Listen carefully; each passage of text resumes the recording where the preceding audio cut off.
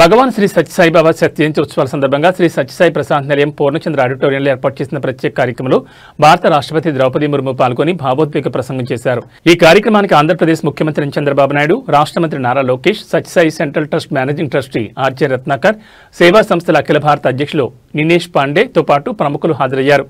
ఈ సందర్భంగా రాష్ట్రపతి ముర్ము మాట్లాడుతూ శ్రీ సత్యసాయి బాబా ఆర్గనైజేషన్ దేశవ్యాప్తంగా ప్రపంచవ్యాప్తంగా కోట్లాది మందిని సేవా మార్గంలో నడిపించిందని కొనియాడారు।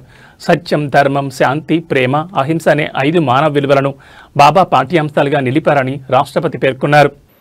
Our hearts are filled with love and gratitude to be part of this special program on this holy and auspicious occasion of centenary celebrations at Puttaparthi, where you are participating makes it more special for all of us.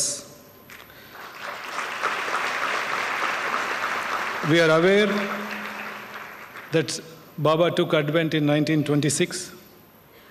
At the age of 14, in the year of 1940, he declared to his family and the community around that he has come for whole humanity. He has a task ahead of him. At that time, still India was under British rule. It is often said that sun never sets in the British Empire. That may not be true now, but in reality, Sai devotees are spread to every nook and corner of this globe, ensuring that service activities happen throughout 24. Prashanti Nilayam में आकर और उनके जन्म शताब्दी समारोह में भाग लेकर मुझे स्वात्विक अनुभव हो रहा है। मैं बहुत भाग्यशाली हूँ।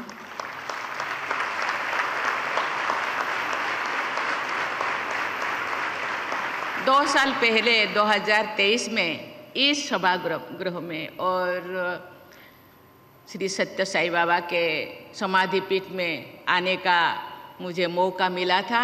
मैं और एक बार आने का जो मुझे अवसर दिया गया, इसलिए ऑर्गेनाइजेशन को बहुत बहुत धन्यवाद देना चाहती हूँ।